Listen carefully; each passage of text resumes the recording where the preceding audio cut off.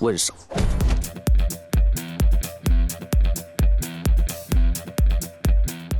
Donnie Yen est un acteur d'origine chinoise, un réalisateur de films d'action et de cascade, un metteur en scène et un producteur. Il est devenu idole des amateurs de films d'action asiatiques du monde entier et a connu le succès à Hollywood. Comment il est parvenu? Nous le dirons dans cette vidéo. Mix Show présente Ip Man, comment vit Donnie Yen et comment il dépense ses thunes.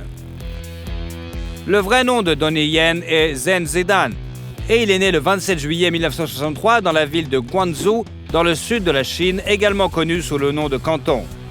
Zhen est la prononciation du nom de la fille de la dialecte pékin, tandis que la famille Yen est la prononciation cantonaise. Le père de la famille, Yang Yonglong, était violoniste et la mère, Min Ban-chan, ou dans la version américaine, Mak Buim, était vocaliste à l'orchestre philharmonique de Guangzhou. C'est là qu'ils se sont rencontrés, mais 2 ans après la naissance de leur fils, la famille s'est séparée. Le père et l'enfant ont immigré à Hong Kong, mais n'a pas été autorisé à déménager. Le garçon a pu revoir sa mère à l'âge de 9 ans et la famille a finalement été réunie avec la naissance de sa petite sœur Chris. Pendant la période de séparation, Mai apprend les arts martiaux et rêve d'ouvrir sa propre école à Hong Kong. Mais sa maman s'y heurte, et là, la mafia locale aussi. Le marché est déjà divisé. Mai a également formé ses enfants aux arts martiaux. Il n'est donc pas surprenant que Chris soit aussi un maître en arts martiaux. Il est dans les années 2000, elle a essayé au cinéma. Les parents ont également encouragé l'amour de la musique chez leurs enfants. Donnie joue très bien du piano et de plusieurs autres instruments. Mais les arts martiaux restent sa principale passion. Le garçon étudie des livres spécialisés et répète tout, quel que soit le style.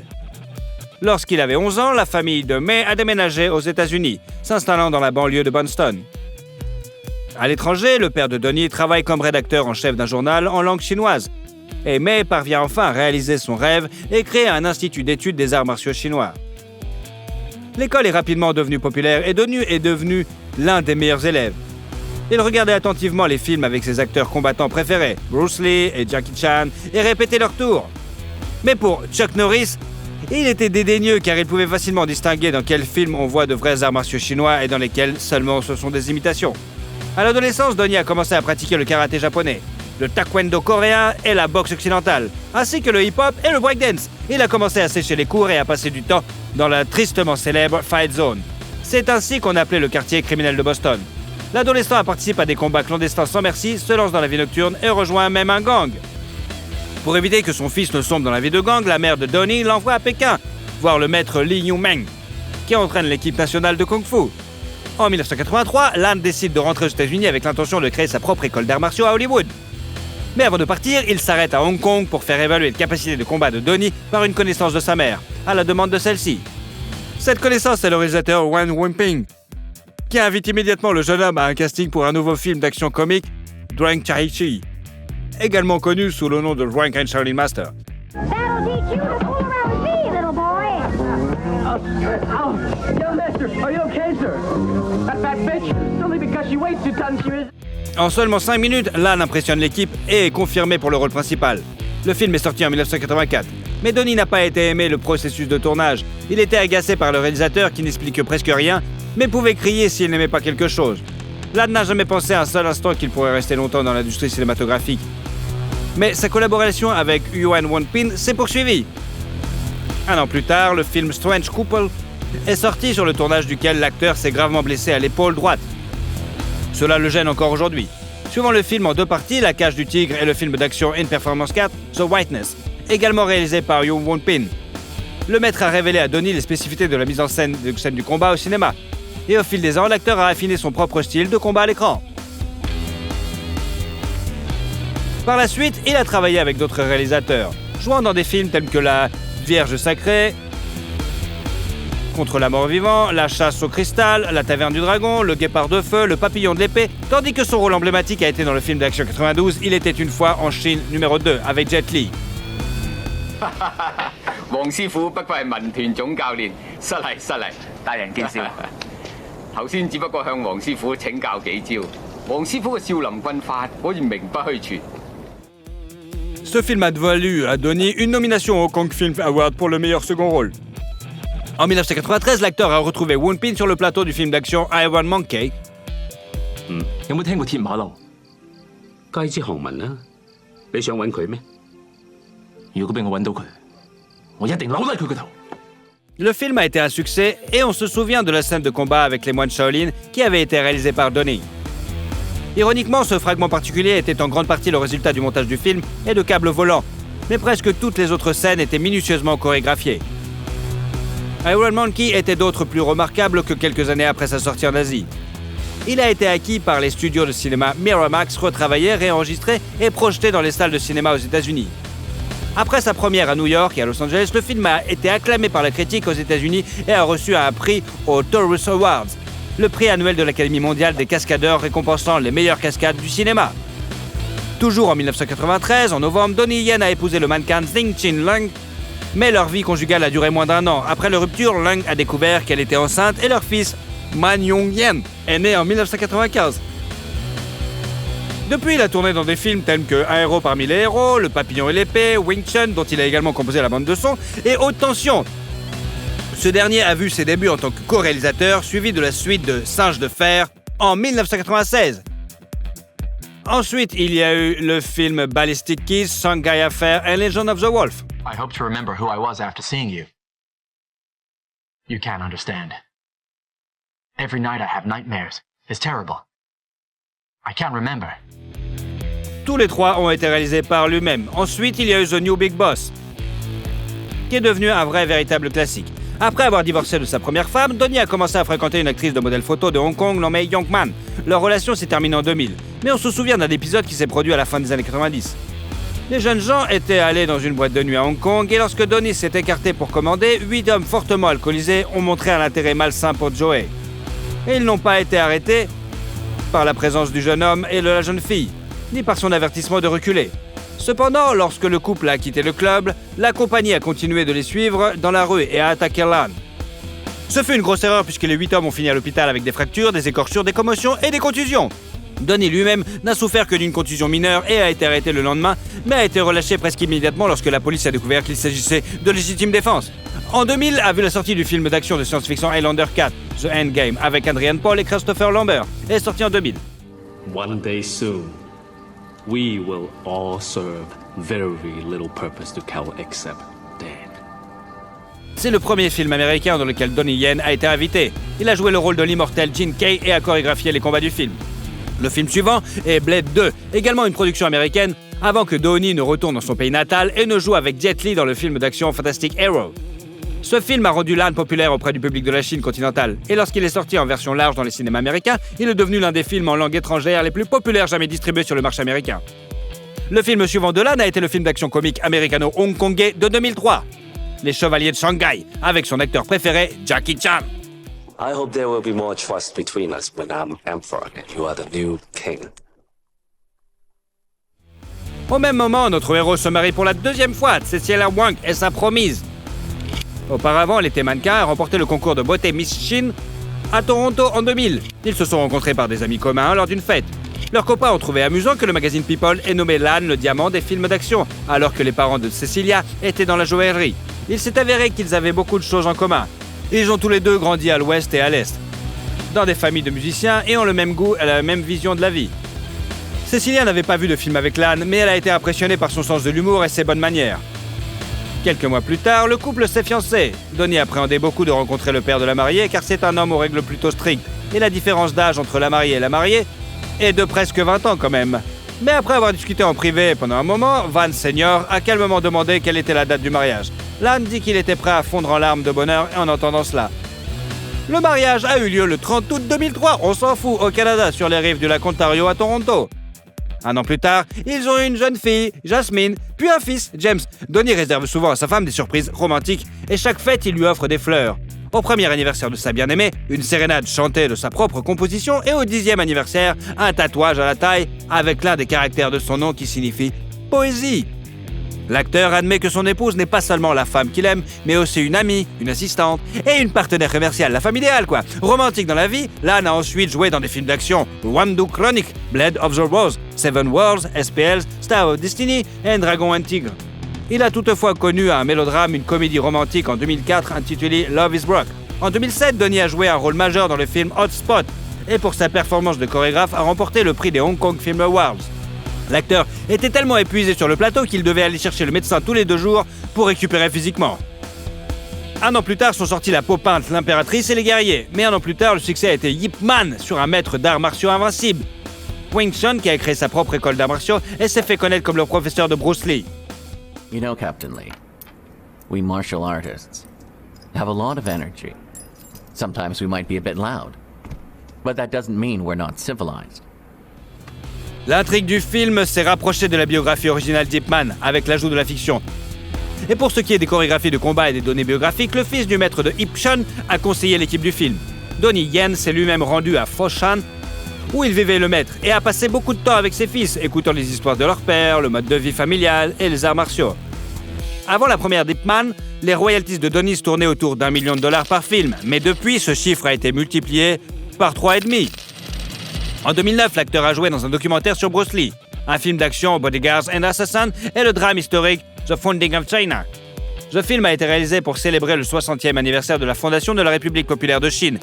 Et de nombreux acteurs chinois étaient impatients d'y jouer, même s'il s'agissait d'un rôle secondaire et gratuit. Donnie Yen a joué un membre du Parti communiste, montrant ainsi sa loyauté envers la Chine continentale plutôt qu'envers Hong Kong. Il a d'ailleurs été critiqué à plusieurs reprises pour cette position et pour avoir ignoré les protestations qui ont lieu à Hong Kong. En réponse à l'un de ses commentaires, qui lui reprochait de se battre que pour la justice à l'écran, Donnie a répondu qu'il se battait pour le peuple chinois. Il convient de noter que la fanbase la plus lucrative de Donnie vit uniquement en Chine continentale. Après le succès du premier volet de Ip Man, le tournage de la suite a commencé presque immédiatement, qui est sorti en 2010. 單邊油條係你細嗰陣時話要食㗎嘛？我幾時講過啊？你真係唔記得咗啊？睇嚟我細個都幾風趣。 Elle est encore moins fidèle au personnage principal, mais l'histoire était richement agrémentée de séquences d'action et a presque doublé les recettes du premier film au box-office quand même. Le tournage a été difficile pour Donnie, il s'est évanoui 2 fois d'épuisement. Et si dans le film précédent les créateurs ont coopéré avec le fils du maître, cette fois-ci il a critiqué Donnie Yen, le qualifiant d'ingrat. Et le fait est que selon l'acteur, le succès des films n'a rien à voir avec l'art martial du Wing Chun. D'autres représentants du monde des arts martiaux et des collègues de Donnie se sont également joints à la critique. En général, notre héros est connu pour le fait de ses disputes régulières avec les réalisateurs, les traitant de fainéants, de tyrans, de sbires, et n'hésite pas à s'exprimer même à l'égard des maîtres éminents. Dans les années d'après, il a fait plusieurs films et plusieurs allers-retours entre la Chine et Hong Kong, avec 14 Blades, Legend of the Fist, The Return of the Jensen, et The Lost Bladesman, et bien sûr le film Dragon, All's Well Ends Well 2011. On suivit le spécial Film One, Together, The Monkey King, Ice Comet 3D, The Last of the Best, The Inspector is Here et en décembre 2015 a vu la première fois Ip Man 3. 點解今日我要收你呢？因為我將會係你最勁嗰度嚟。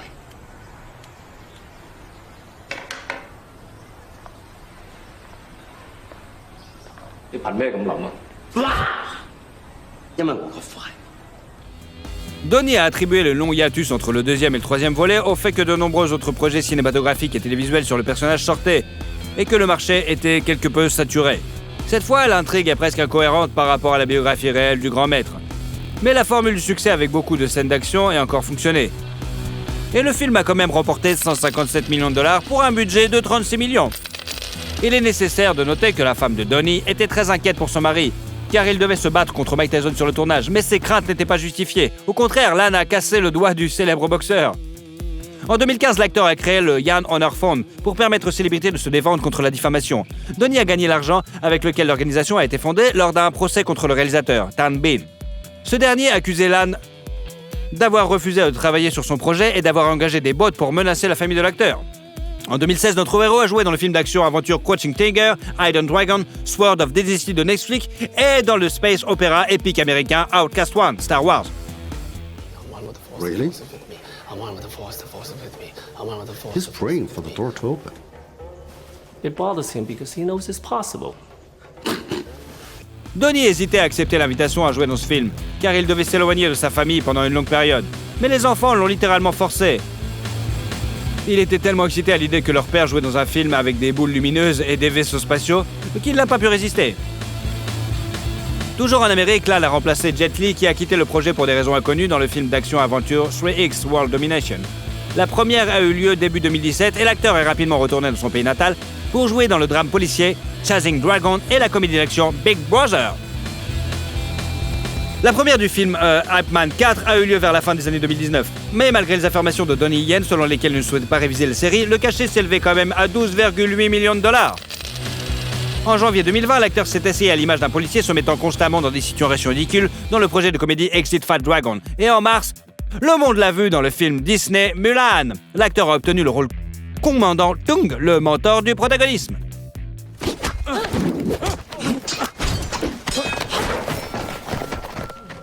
I'm your commanding officer.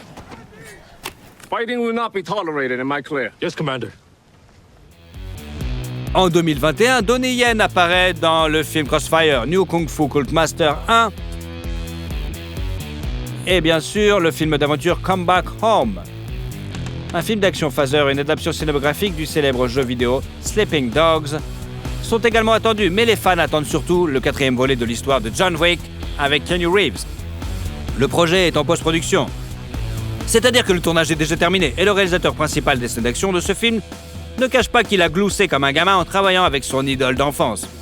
Jet Li, Jackie Chan et Michelle Yeoh considèrent Donnie Yen comme le meilleur combattant du cinéma asiatique moderne. Il est titulaire d'une ceinture noire de 6e degré au taekwondo, d'une ceinture noire en judo, d'une ceinture violette en jiu-jitsu brésilien et continue d'apprendre de nouvelles techniques. Par exemple, il introduit les arts martiaux mixtes dans le cinéma asiatique. Il a montré une excellente forme physique sur ses plateformes de médias sociaux, mais il est conscient que ses options sont devenues plus limitées avec l'âge. Il n'a pas peur qu'un jour il ne puisse plus faire ce qu'il est capable de faire maintenant. Il se tourne progressivement vers la réalisation, la production et d'autres travaux de l'autre côté de la caméra. Donnie Yen a également la connaissance de plusieurs langues dans son arsenal. Il parle couramment le cantonais, le chinois et l'anglais. Il a également appris le coréen sur le tournage d'un de ses films et peut comprendre le dialecte de Shanghai, parlé par la famille de sa femme. La fortune de Donnie Yen est estimée à 40 millions de dollars. Il est considéré comme l'un des acteurs les mieux payés d'Asie. Il gagne généralement entre 7 et 8 millions de dollars grâce à ses films, mais l'âne possède également une marque de vêtements, et oui, The Edition, et une marque de lunettes de soleil, Donnie High. En outre, selon les médias, une publicité avec l'acteur coûte aux environs d'1 million de dollars. Il a fait la publicité d'un remède contre le mal de dos, de montres Hublot, de voitures BMW, de la marque de sport Nike, de plusieurs jeux vidéo, et avec sa femme, il a été le visage de la marque de matelas et d'oreillers orthopédiques Sinomax. L'âne est également impliqué dans des projets sociaux. Par exemple, il a encouragé les gens à renoncer au plastique et à jouer dans des publicités pour les services de secours de Hong Kong. Il est également actif dans le domaine de la charité et a créé une plateforme en ligne avec sa femme en 2012 pour encourager les gens à aider les autres. Il est ambassadeur de Save the Children International et a visité des camps de réfugiés en Thaïlande en 2015 et a fait don de 130 000 $, bien sûr, aux travailleurs médicaux de Wuhan en 2020. Yan possède au moins 6 propriétés à Hong Kong, toutes sauf une ont été achetées pour environ 1,5 million de dollars. L'exception est une maison située dans un quartier huppé de Hong Kong qui a coûté quand même la maudite somme de 17 millions de dollars. Les médias ont décrit la demeure comme une forteresse les plus élégantes où se distinguent notamment une salle de sport et un salon avec un piano à queue. La propriété est connue pour être détenue à 80% par la femme de Donnie et à seulement 20% par lui. Dans le garage, l'acteur possède plusieurs modèles de Lamborghini, de Bentley Continental GT et de Toyota Alphard pour les voyages en famille, bien sûr. Et dans la garde-robe, des accessoires coûteux. Il porte une Rolex à 14 000 $ et une Odermatt Spiegel d'une valeur d'environ 70 000 $. En 2016 également, Donnie a acheté un cheval appelé Bad Boys qui a participé à des courses. L'acteur lui-même assiste souvent à des courses de chevaux. Et vous, aimez-vous des films avec Donnie Yen en vedette? Comment vit Catherine Zeta-Jones et combien elle gagne? Catherine Zeta-Jones est née au Pays de Galles le 25 septembre 1969. Le préfixe Zeta ne fait pas partie de son nom de famille. Il s'agissait à l'origine de son deuxième prénom, donné en l'honneur de sa grand-mère maternelle. Selon une légende familiale, la mère de cette grand-mère serait arrivée au Royaume-Uni en provenance d'Irlande sur un bateau appelé Zeta et aurait donné ce nom à sa fille. Lorsque la jeune fille a commencé sa carrière d'actrice, elle a décidé d'inclure son deuxième prénom dans son nom de scène afin de se démarquer des autres Catherine Jones. Son père, David James Jones, d'origine galloise, travaillait dans une boulangerie en tant que boulanger et caissier pour nourrir sa famille nombreuse. Outre la petite Catherine, ils avaient 2 fils. La famille était pauvre et vivait dans un quartier défavorisé de la ville côtière galloise de Swansea. La mère, Patricia, était serveuse, ce qui les aidait à joindre les 2 bouts. Cela a duré jusqu'aux années 80, lorsque la famille est soudainement devenue riche. Les parents ont acheté un billet de loterie qui leur a rapporté 100 000 livres. Ce qui leur a permis non seulement d'acheter leur propre pâtisserie et une maison décente dans un bon quartier de Swansea, mais aussi de payer un studio de danse à leur fille, ce dont elle rêvait. Il a été noté que personne dans la famille, à l'exception de Catherine, ne s'intéressait à l'art. Très jeune, elle a frôlé la mort à cause d'une maladie. C'est pourquoi elle a été élevée comme une princesse entourée d'intentions. D'ailleurs, la petite cicatrice qu'elle porte au cou est le résultat de l'opération de la trachée qui lui a sauvé la vie. Cependant, la jeune fille n'a pas grandi gâtée. Frappant les autres par sa discipline, à l'âge de 4 ans, Catherine dansait pendant les vacances et chantait dans la chorale de l'église locale où tous ceux qui la voyaient lui prédisaient un grand avenir d'actrice. Dès l'âge de 7 ans, elle se lance dans la chorégraphie avec un dévouement total, s'imposant un emploi du temps strict pour toute la semaine. 3 ans plus tard, Jones brillait déjà sur la scène du théâtre de la ville. Et 4 ans plus tard, elle réussit à passer le casting pour la production de The Pajama Games. C'est son premier rôle sérieux. Une fois la tournée terminée, la jeune actrice quitte l'école sans avoir obtenu le baccalauréat et se rend à Londres. Elle y passe toutes sortes de castings, ne manquant pas une seule occasion d'accéder au grand écran. À cette époque, elle entretient une relation passionnée avec le célèbre présentateur de télévision John Leslie. Catherine est tellement séduite par le charmant écossais qu'elle envisage de passer toute sa vie avec lui. Hélas, sa personnalité s'avère trop difficile. La future star a souffert des crises de jalousie de la part de son compagnon, ce qui a finalement conduit à la rupture. En ce qui concerne sa carrière d'actrice, Catherine a d'abord eu peu de chance. Elle n'a été choisie que comme deuxième doublure de l'actrice principale de la comédie musicale 42 Street. L'année 1990 a été plus fructueuse pour elle, puisqu'elle a été choisie pour jouer le rôle de Scheherazade dans le film Les Mille et une nuits. La jeune beauté talentueuse est immédiatement remarquée, et 1 an plus tard, elle obtient un rôle dans la série The Darling Birds of May.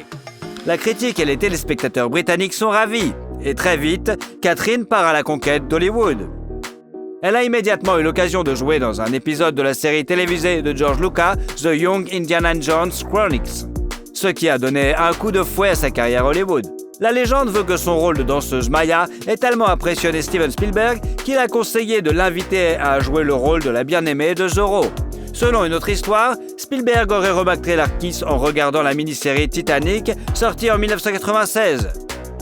Entre-temps, Catherine a joué dans plusieurs téléfilms, dont Christophe Colomb, The Discovery, Splitting Hairs, The Return of the Native et Catherine the Great, ainsi que dans la mini-série The Cinder Path. Viennent ensuite la comédie dramatique Blue Juice et le film de super-héros The Phantom, bien qu'il ne soit pas très populaire auprès du public. Au cours de la même période, on a proposé à l'actrice de jouer le rôle de Trinity dans le film culte Matrix, mais elle a refusé. Au milieu des années 90, la jeune fille a une relation avec l'acteur écossais Angus MacFadyen. Ils se sont même fiancés, mais ont rompu avant le mariage. En 98, le film d'action au rythme effréné The Mask of Zorro est sorti sur les écrans. Le tournage a également été extrêmement intense et s'est accompagné d'un grand nombre de détails et d'événements curieux. Le rôle d'Elena pourrait être attribué à Penelope Cruz, à l'actrice suédoise Isabella Scorupco ou à la chanteuse passionnée Shakira. Mais c'est Catherine qui a eu le plus de chance. Afin de s'adapter parfaitement au rôle, l'actrice, comme à son habitude, s'est mise avec ardeur à apprendre les disciplines utiles au tournage. Équitation, escrime, danse, espagnol. Elle a réussi particulièrement bien dans l'apprentissage de ce dernier. À tel point que les personnes qui ne connaissent pas sa biographie pouvaient jurer qu'elle était une vraie Espagnole. Le film a connu un succès retentissant, rapportant 250 millions de dollars au box-office pour un budget seulement de 95 millions de dollars, et a également obtenu 2 nominations aux Oscars et aux Golden Globes. Would you care to try something more robust, or do you feel unequal to the task? No, on the contrary, Don Alejandro. I think only of your distaste for perspiration. La même année, un autre petit événement se produit, qui influencera le reste de la vie de Zeta-Jones. L'actrice fait une impression inoubliable sur le titan hollywoodien Michael Douglas, à tel point qu'il a immédiatement souhaité qu'elle devienne la mère de ses enfants. Dès qu'il le put, il chercha à la rencontrer. La première conversion a lieu lors d'un festival en France et n'impressionne pas l'actrice. Douglas, séducteur expérimenté, a tout de suite tout essayé Il a fait part de ses projets, mais Catherine s'est contentée d'en rire. Mais l'acteur n'a pas l'intention d'abandonner. Il couvre la jeune fille de cadeaux, de fleurs, et elle ne remarque même pas qu'elle commence à lui parler pendant des heures au téléphone et à rêver de regarder des films avec lui et de lui préparer de délicieux dîners. À partir de ce moment, la cour persistante s'est transformée en une relation traditionnelle. En 1999, Catherine a joué dans les films de The Haunting and Entrapment. Ce dernier est considéré comme l'un des meilleurs films policiers et a fait sensation dans l'industrie. Le rôle principal, celui d'un imposant voleur, est tenu par Sean Connery. Zeta-Jones a suivi son partenaire légendaire et a donné le meilleur d'elle-même sur le plateau. Elle a ainsi réalisé une cascade dangereuse, sautant d'une poutre du plafond sur une table, tout en faisant un saut périlleux arrière. Le film a rapporté 212 millions de dollars au box-office avec un budget relativement modeste et a été très populaire auprès du public. Les fans ont particulièrement remarqué la scène où Catherine passe à travers une grille de rayons laser dans laquelle elle montre les merveilles de la plasticité de la grâce. Les plans où le personnage de Connery vient interroger Catherine sont également dignes d'intérêt. Elle était allongée sous un simple drap blanc et à ce moment-là, elle est en fait complètement nue. I called you at 4:30 this morning. I was home in bed. You didn't pick up. I didn't want to pick up. You had company. He came in the window. How romantic. I think that's how he got in. L'année 2000 a été marquée par un événement important pour Catherine et Michael qui ont appris qu'ils allaient devenir parents. Le soir du Nouvel An 2000, il demande sa bien-aimée en mariage et lui offre une bague ancienne d'une valeur d'1 million de dollars. Cependant, le diamant de 10 carats le plus pur et le désir passionné de Michael d'épouser sa bien-aimée le plus rapidement possible ont été quelque peu éclipsés par le fait que l'acteur était encore légèrement marié. Pour résoudre ce problème, le jeune marié a dû donner à son ex une énorme somme de 45 millions de dollars. En août, le couple Douglas a eu un fils, qu'il a nommé Dylan. Et en novembre de la même année, il a célébré un mariage luxueux d'une valeur de 1,5 million de dollars. La célébration a eu lieu au célèbre hôtel Plaza de New York et la robe de sa mariée a coûté à elle seule 250 000 dollars. Les invités vedettes, parmi lesquels Tom Hanks, Brad Pitt, Sharon Stone, Steven Spielberg et Jennifer Aniston, se sont amusés et ont félicité les jeunes mariés. Catherine et Michael ont compris qu'il était absurde d'essayer de se cacher de la presse un jour pareil. Ils ont donc vendu les droits de couverture de l'événement au magazine britannique OK. Les journalistes se sont beaucoup intéressés au couple, notamment en raison de leur grande différence d'âge. Fait amusant, le couple est né le même jour avec une différence de 25 années. Peu de gens croyaient que quelque chose pourrait sortir de cette relation, mais comme la vie l'a montré, le mariage des deux stars s'est avéré extrêmement solide, même s'ils ont dû traverser beaucoup d'épreuves. Catherine elle-même appelle les secrets d'un mariage réussi le sens de l'humour et le respect. Le contrat de mariage, sur lequel l'actrice a insisté avant de répondre au « oui » qu'elle chérissait tant, a apparemment joué un rôle important. Selon ces termes, en cas d'infidélité, Michael est tenu de verser à sa femme une somme décente pour chaque année de vie commune. Le montant exact n'est pas connu, mais la fourchette se situe entre 1 et 3 millions de dollars. En 2000, sortent le drame musical High Fidelity et le thriller Traffic, dans lequel l'actrice joue alors qu'elle est enceinte de son fils. Pour ce travail, Catherine a reçu un cachet de 3 millions de dollars et une nomination aux Golden Globes. I'm European. I say that to my doctor. I'm European. I'm allowed to drink red wine. Oh, my doctor said it was fine when I was pregnant. A glass a week. After my amnio, he said, "Okay, now you can go and have a glass of red wine." You're like, I had need it. two. En 2001, Zeta-Jones est apparue dans le film America's Sweetheart. À cette époque, les revenus de Catherine augmentent rapidement et s'élèvent à 5 millions de dollars. Mais le véritable triomphe de Catherine a été l'adaptation de la comédie musicale Chicago, jouée à Broadway. Il convient de noter que l'intrigue de la pièce est basée sur des événements réels qui se sont déroulés aux États-Unis au début du XXe siècle.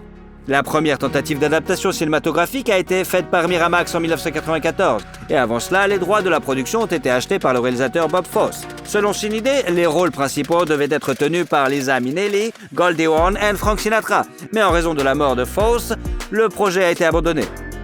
Le réalisateur du film, de 2002, Rob Marshall, a envisagé Charlize Theron, Madonna, Angelina Jolie et Britney Spears pour les rôles féminins principaux. Et ce n'est pas tout. En ce qui concerne Zeta-Jones, on lui a immédiatement proposé le rôle de Roxy Hart. Mais l'actrice voulait jouer Velma Kelly. Elle aimait tellement la chanson All That Jazz qu'elle était heureuse de sacrifier à la fois le rôle principal et ses magnifiques boucles qu'elle a coupées en un carré impeccable avec une frange parfaitement droite. Elle a fait exprès pour que les longs cheveux tombant sur son visage ne permettent pas au public de douter qu'elle exécute seule toutes les chorégraphies du film. L'actrice a d'ailleurs déclaré que travailler dans une comédie musicale était presque aussi douloureux et excitant à la fois que d'avoir un bébé. No. I danced in the chorus. Oh. Well, that was before I met my husband Amos. Look, honey, you want some advice? Here it is, direct from me to you. Keep your paws off my underwear, okay? Son rôle de Velma Kelly a été apprécié non seulement par les spectateurs ordinaires, mais aussi par les professionnels. Pour ce rôle, l'actrice a reçu un cachet de 8 millions de dollars, une nomination au Golden Globe Award et un Oscar. La belle s'est présentée à la cérémonie dans une magnifique robe noire qui ne cachait pas son ventre arrondi. La cérémonie a eu lieu la veille de son deuxième accouchement.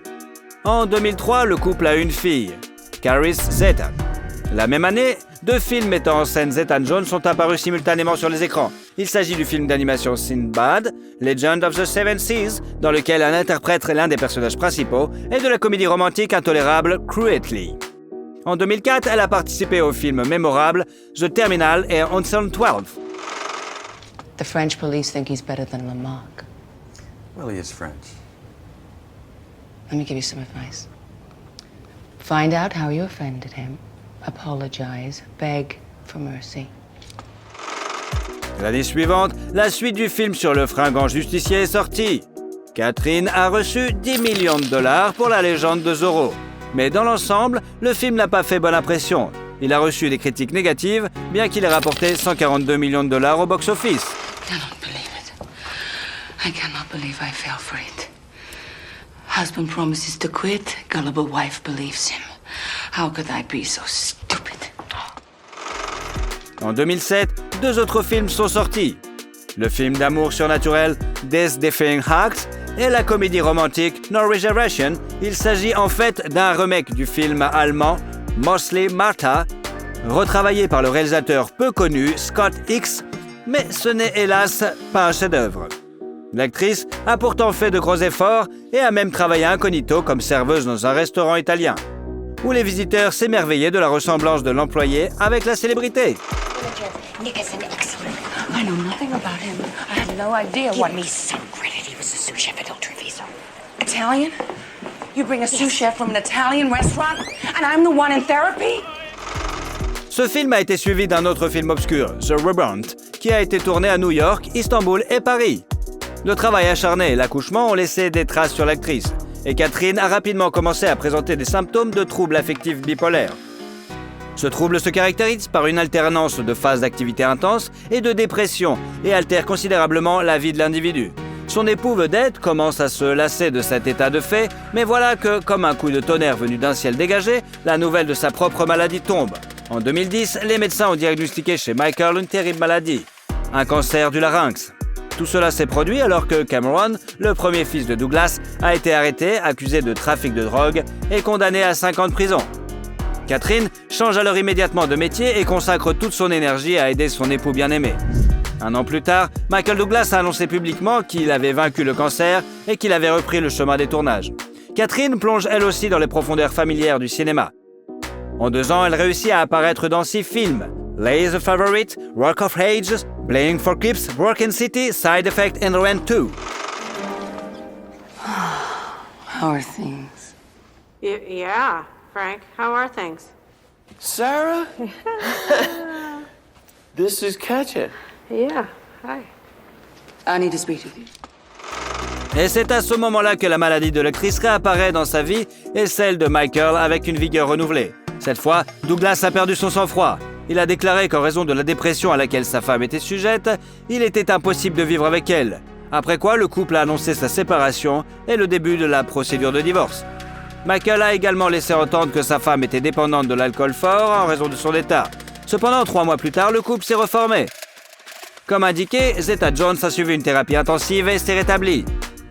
Elle a repris sa carrière d'actrice et était parue dans les séries Queen America, Feud, and Prodigal Son, ainsi que dans les films Dad's Army and Cocaine Got Mother. En 2002, Catherine atteint un nouveau stade de célébrité. Dans la série Netflix Wednesday, qui est devenue un succès mondial, l'actrice a joué le rôle de Morticia Adams, la mère d'une jeune fille inhabituelle et audacieuse. I'm told girls your age say hurtful things. I shouldn't take it to heart. Fortunately, you don't have one. Finally, a kind word for your mother. Les fans et les critiques, qui ont d'abord douté de cette décision de casting, ont finalement convenu que la performance de l'actrice méritait d'être saluée. Le duo entre Catherine et l'acteur portoricain Luis Guzman, qui incarne son mari dans la série, était particulièrement délicieux. Malgré une interruption de travail importante et les problèmes, Catherine est restée en bonne forme. Les téléspectateurs peuvent désormais la voir dans la série de Disney National Treasure, Edge of History. Il convient de noter que les prestations de l'actrice ont toujours été généreusement rémunérées. Aujourd'hui, Catherine Zeta-Jones, qui était autrefois une pauvre fille de la banlieue de Swansea, est devenue une femme très riche. Sa fortune est estimée à 150 millions de dollars, et il ne s'agit pas seulement des revenus tirés des tournages. On rapporte qu'une seconde de publicité de l'actrice coûte environ 4 000 €. Au fil des ans, elle a joué dans des publicités pour les cosmétiques Elizabeth Arden, le système de paiement Visa et les voitures Alfa Romeo. Un contrat de 2 ans avec l'opérateur de téléphonie mobile T-Mobile a rapporté à l'actrice 20 millions de dollars.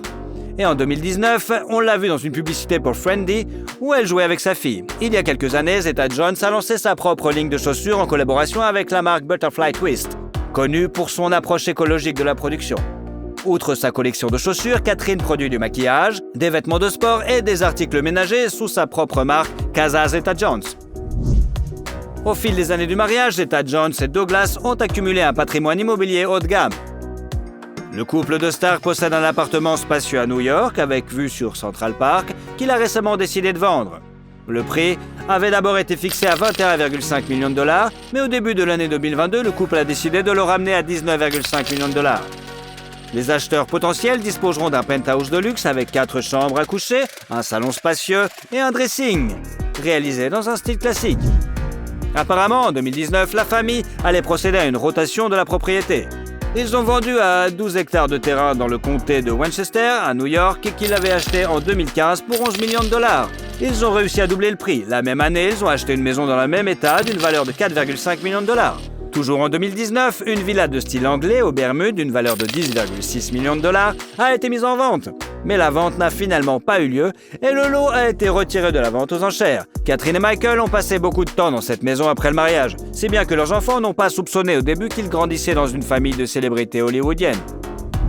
Le couple possède également une villa blanche comme neige, cachée dans une végétation luxuriante à Majorque, en Espagne, qui a attiré la noblesse européenne du 19e siècle. La maison de 10 chambres est décorée avec beaucoup d'amour. Son design est de bon goût et discrètement luxueux. Une grande partie de la décoration intérieure et du mobilier a été choisie directement par les propriétaires. La propriété est assez grande, totalisant environ 10 000 mètres carrés. Il y a une salle à manger formelle, plusieurs salons décorés d'antiquités, ce qui passionne Douglas d'ailleurs. Le coût de cette propriété est estimé à 33 millions de dollars. Mais comme l'ex-femme de Michael reste copropriétaire de la propriété, celle-ci ne peut être vendue. La diva hollywoodienne possède un SUV Lexus noir d'une valeur de 130 000 dollars qu'elle conduit dans la vie de tous les jours. Douglas et Zeta-Jones ont été aperçus une fois en train de rouler au Pays de Galles dans une Jaguar d'occasion. Il s'est avéré plus tard que le couple était arrivé dans la ville natale de l'actrice pour participer à une compétition de golf. Catherine Zeta-Jones est une femme qui impressionne non seulement par sa beauté, mais aussi par son étonnante détermination. Quoi qu'il arrive, elle n'abandonne pas et regarde en face toutes les circonstances de la vie, les défiant avec audace. Elle n'a pas peur des expériences ni des tâches difficiles. La comédie musicale Cléo sortira bientôt, dans laquelle l'actrice incarnera la fatale reine égyptienne Cléopâtre. Quel film avec cette actrice préférez-vous ? Thank you. I had a wonderful time. Unfortunate that it has to end. Et surtout, si vous aimez la vidéo, mettez un like. Et comme ça, vous suivrez toutes nos autres vidéos. Allez, à bientôt!